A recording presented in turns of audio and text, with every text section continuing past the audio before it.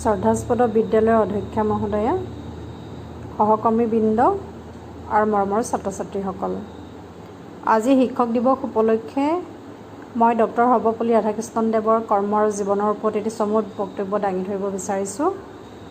আৰু 1962 চনৰ 5 ছেপ্টেম্বৰৰ পৰা আমাৰ সমগ্ৰ ভাৰতত এই শিক্ষক দিৱস পালন কৰি অহা হৈছে। আৰু এই শিক্ষক দিৱস পালন কৰি অহা বা শিক্ষক দিৱসৰ মূল তাৎপৰ্যই হৈছে মানৱ সম্পদ গঢ়োতা শিক্ষকসকলৰ শ্ৰম কষ্টৰ ত্যাগক স্বীকৃতি দি তেওঁলোকক বিশেষভাৱে সন্মান দিয়া বা মৰম যচা। ডক্টৰ সৰ্বপল্লী ৰাধাকৃষ্ণদেৱ যেতিয়া ভাৰতৰ দ্বিতীয়জন ৰাষ্ট্ৰপতি পদত অধিষ্ঠিত আছিল, তেতিয়া তেওঁৰ কিছু বন্ধুবৰ্গই তেওঁৰ ছাত্ৰই তেওঁক কৈছিল যে তেওঁৰ জন্মদিনটো তেওঁলোকে পালন কৰিব বিচাৰে। তেতিয়া ডক্টৰ সৰ্বপল্লী ৰাধাকৃষ্ণদেৱে কৈছিল যে তেওঁৰ জন্মদিনটো শিক্ষক দিৱস হিচাপে পালন কৰিলে তেওঁ সুখী হ'ব। আৰু সেই বছৰৰ পৰাই 5 ছেপ্টেম্বৰ দিনটো শিক্ষক দিৱস হিচাপে পালন কৰি অহা হৈছে। যদিওবা তেওঁ স্বাধীন ভাৰতৰ প্ৰথমজন উপৰাষ্ট্ৰপতি বা তৃতীয়জন ৰাষ্ট্ৰপতি বা ছোভিয়েট ৰাছিয়াৰ ৰাষ্ট্ৰদূত হিচাপে তেওঁ কাৰ্যনিৰ্বাহ কৰিছিল, তথাপিতো তেওঁ ৰাধাকৃষ্ণদেৱে সদায় এজন নিজকে শিক্ষক হিচাপে চিনাকি দি ভাল পাইছিল। আৰু তেওঁ কৈছিল, teachers should be the best minds in the country, মানে দেশৰ আটাইতকৈ উচ্চ চিন্তাৰ মনৰ অধিকাৰী হ'ব লাগিব শিক্ষকসকল। আৰু ৰাধাকৃষ্ণদেৱৰ জীৱন যে তেওঁ যে সোণৰ চামুচ মুখত লৈ জন্ম হৈছিল তেনে নহয়। সৰুৰে পৰাই তেওঁ দৰিদ্ৰতাৰ সৈতে এখন সংগ্ৰাম কৰিব লগা হৈছিল। 1988 চনৰ 5 ছেপ্টেম্বৰত তিৰুতানী নামৰ গাঁৱত তেওঁৰ জন্ম হৈছিল। আৰু তেওঁৰ দেউতাক আছিল বীৰাস্বামী আৰু মাক আছিল সীতামা। সৰুৰে পৰা তেওঁ দৰিদ্ৰতাৰ মুখামুখি হৈছিল। আৰু দেউতাক যদিও এজন বেতনভোগী কৰ্মচাৰী আছিল, তথাপিতো তেওঁ পৰিয়ালটো নিয়াৰিকৈ চলাত তেওঁৰ যথেষ্ট অসুবিধা হৈছিল। দেউতাকৰ বৃত্তি অনুযায়ী বা তেওঁলোকৰ ব্ৰাহ্মণসকলৰ বৃত্তি অনুযায়ী তেওঁ এজন পুৰোহিতেই চাগে হ'লহেঁতেন, কিন্তু ৰাধাকৃষ্ণদেৱৰ দেউতাকে কেতিয়াও ৰাধাকৃষ্ণক মিছনেৰী শিক্ষাৰ পৰা বঞ্চিত কৰা নাছিল। তেওঁ তিৰুতানী গাঁৱতেই প্ৰাথমিক শিক্ষা লয়। আৰু সৰুতে যেতিয়া তেওঁ 4 বছৰ বয়সতে নামভৰ্তি কৰে, তেওঁ কিছু আচহুৱা আচৰণ কৰিছিল। বিদ্যালয়লৈ নগৈ তেওঁ গাঁৱে গাঁৱে ঘূৰি ফুৰিছিল। আৰু তেওঁ এনেদৰে এদিন গাঁৱে গাঁৱে ঘূৰি ফুৰোঁতে তেওঁক চোৰে পাইছিল। আৰু চোৰে পাই ভাবিছিল যে যিহেতু তেওঁ ব্ৰাহ্মণ পৰিয়ালৰ শিশু, নিশ্চয় তেওঁৰ গাত সোণৰ অলংকাৰ আছে। কিন্তু ৰাধাকৃষ্ণদেৱৰ গাত আছিল লগত আছিল মাত্ৰ কেইটিমান বাদাম।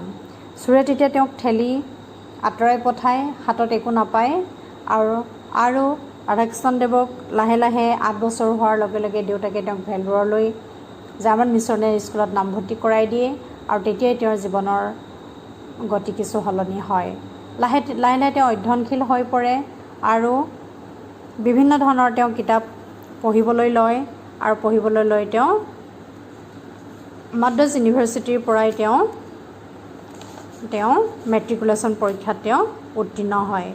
আৰু তাৰপিছত বুঢ়ীজ কলেজৰ পিছত তেওঁ মাদ্ৰাজ খ্ৰীষ্টান কলেজত নামভৰ্তি কৰে। আৰু নামভৰ্তি কৰি তেওঁ ফিলচফিত দৰ্শনশাস্ত্ৰত তেওঁ অনাৰ্ছ হিচাপে লয়। আৰু এই দৰ্শন ছাবজেক্টটো যে বিষয়টো যে তেওঁ পচন্দমতে লৈছিল তেনে নহয়, কিয়নো তেওঁৰ ইমানেই আৰ্থিক অনাটন আছিল যে তেওঁ কিতাপ কিনিবলৈ হাতত টকা নাছিল। কোনোবা এজন আত্মীয়ৰ কিতাপখিনি বিনামূলীয়াকৈ পোৱাৰ বাবেহে তেওঁ দৰ্শনশাস্ত্ৰ বিষয়টো তেওঁ লৈছিল। আৰু মাদ্ৰাজ বিশ্ববিদ্যালয়, কলিকতা বিশ্ববিদ্যালয়, হিন্দু বিশ্ববিদ্যালয়ত উপাচাৰ্য হিচাপে তেওঁ কাৰ্যনিৰ্বাহ কৰিছিল। আৰু মাদ্ৰাজ আৰু কলিকতা বিশ্ববিদ্যালয়ত শিক্ষকতা কৰাৰ পিছতে তেওঁ অক্সফৰ্ড বিশ্ববিদ্যালয়ত এটা স্থায়ী পদত তেওঁ নিযুক্তি পায়। আৰু অক্সফৰ্ড বিশ্ববিদ্যালয়লৈ যোৱাৰ পিছতে তেওঁ তাৰ আগৰ সময়খিনি তেওঁ হিন্দুৰ দৰ্শনৰ ওপৰত বা ভাৰতীয় দৰ্শনৰ ওপৰত যথেষ্ট অধ্যয়ন কৰি তেওঁ কিতাপ প্ৰবন্ধ লিখে। আৰু অক্সফৰ্ড বিশ্ববিদ্যালয়ত এটি নিয়মীয়া অধ্যাপকৰ পদত অধিষ্ঠিত প্ৰথমজন ভাৰতীয় হৈছে ডক্টৰ সৰ্বপল্লী ৰাধাকৃষ্ণন। তেওঁ এজন সুবক্তা আছিল। অক্সফৰ্ড বিশ্ববিদ্যালয় বা পাশ্চাত্য অন্যান্য বিশ্ববিদ্যালয়ত তেওঁ বিভিন্ন ধৰণৰ বক্তৃতা দিছিল ভাৰতীয় দৰ্শনক লৈ।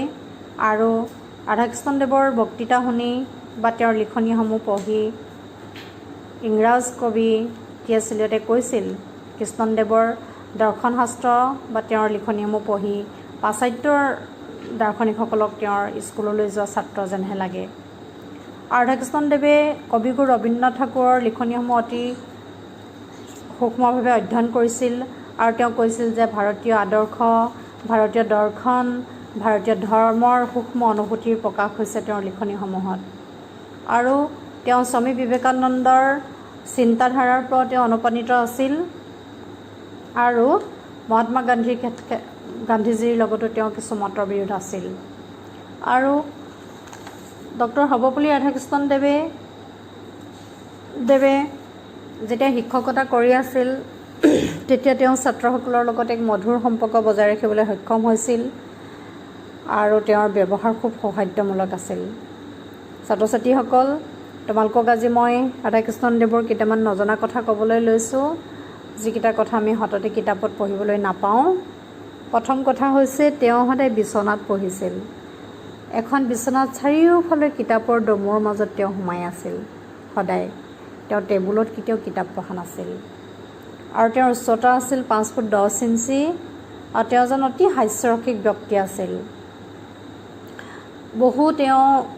তেওঁৰ হাস্যৰসক লৈ বহু কাহিনী আছে, আমি পঢ়িবলৈ পাওঁ। যেতিয়া তেওঁ অক্সফৰ্ড বিশ্ববিদ্যালয়ত অধ্যাপনা কৰিবলৈ পঢ়ুৱাবলৈ যায়, এতিয়া ছাত্ৰসকলে কৈছিল যে তেওঁ যিহেতু ভাৰতীয় সাজ পিন্ধিছিল, ছাত্ৰসকলে কৈছিল যে তেওঁ চুট টাই পিন্ধিব লাগিব, পশ্চিমীয়া সাজ।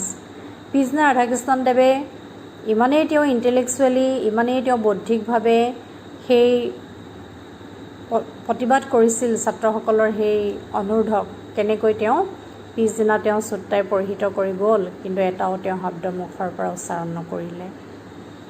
তেওঁ এজন অতি উচ্চ স্তৰৰ, উচ্চ চিন্তাধাৰাৰ দাৰ্শনিক আছিল আৰু 20 শতিকাৰ দাৰ্শনিকসকলৰ ভিতৰত ভাৰতীয় দাৰ্শনিকসকলৰ ভিতৰত তেওঁ এজন অন্যতম।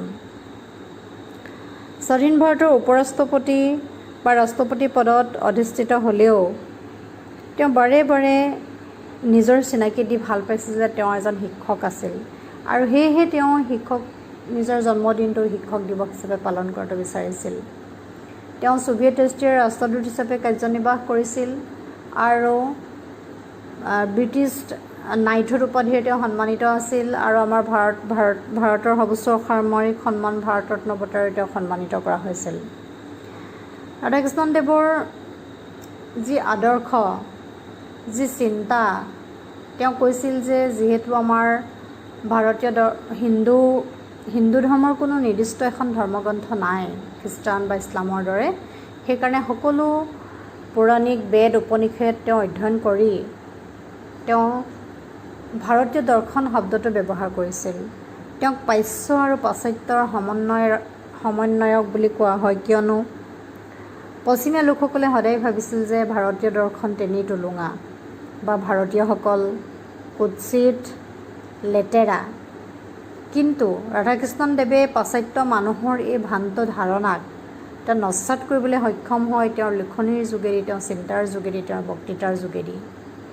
গোটেই পৃথিৱীতে তেওঁ এজন সুবক্তাৰূপে তেতিয়া পৰিচিত হৈছিল আৰু ভাৰতীয় দৰ্শনৰ ওপৰত তেওঁ বক্তব্য ৰাখিছিল। ৰাধাকৃষ্ণদেৱৰ তেওঁৰ নিজৰ মাতৃভূমিৰ জন্মস্থানৰ প্ৰতি দুৰ্বাৰ হেঁপাহ আছিল আৰু সেয়েহে তেওঁ জীৱনৰ শেষ সময়খিনি মাদ্ৰাজত ঘৰ সাজি তাতে অতিবাহিত কৰে। 1975 চনৰ এপ্ৰিল মাহত তেওঁৰ পৰলোক হয়। ছাত্ৰ ছাত্ৰীসকল, ডক্টৰ সৰ্বপল্লী ৰাধাকৃষ্ণদেৱে কৈছিল যে শিক্ষকসকল আটাইতকৈ দায়বদ্ধ হ'ব লাগিব, তেওঁলোক উচ্চ মনৰ হ'ব লাগিব, তেওঁলোকৰ চিন্তাধাৰাৰ সদায় গতি থাকিব লাগিব আৰু সেয়েহে তেওঁৰ আমি আদৰ্শক আমি সন্মান কৰাটো প্ৰতিজন শিক্ষক বা প্ৰতিজন আমাৰ সমাজৰ প্ৰতিজন ব্যক্তিৰে কৰ্তব্য। তেওঁ আমাক এই পথ দেখুৱাই থৈ গৈছে, যে শিক্ষকসকলকো এই পথ দেখুৱাই থৈ গৈছে যে তোমালোকে শিক্ষকতাক জীৱনৰ ব্ৰত হিচাপে লোৱা। আৰু আজি শিক্ষক দিৱসত এগৰাকী শিক্ষয়িত্ৰী হিচাপে মোৰ নিজৰ ওপৰতে এতিয়াও মোৰ সন্দেহ উপজে যে আমি শিক্ষকতাক ব্ৰত হিচাপে ল'ব পাৰিছোঁ নে নাই। মৰমৰ ছাত্ৰ ছাত্ৰীসকল, তোমালোকে ৰাধাকৃষ্ণদেৱৰ ওপৰত লিখা জীৱন কাহিনীবোৰ পঢ়িবা, অতি ভাল পাবা, আৰু আমাৰ ভাৰতৰ যিসকল কাণ্ডাৰী লোক তেওঁলোকৰ জীৱন কাহিনী পঢ়াটো খুবেই দৰকাৰী, আৰু ইয়াৰ পৰা তোমালোকে অনুপ্ৰাণিত হ'বা। আজি মোৰ বক্তব্য মই ইমানতে সামৰণি মাৰি পুনৰ শিক্ষক দিৱসৰ শুভেচ্ছা প্ৰতিজন শিক্ষকলৈ জ্ঞাপন কৰি মই মোৰ বক্তব্য সামৰণি মাৰিলোঁ।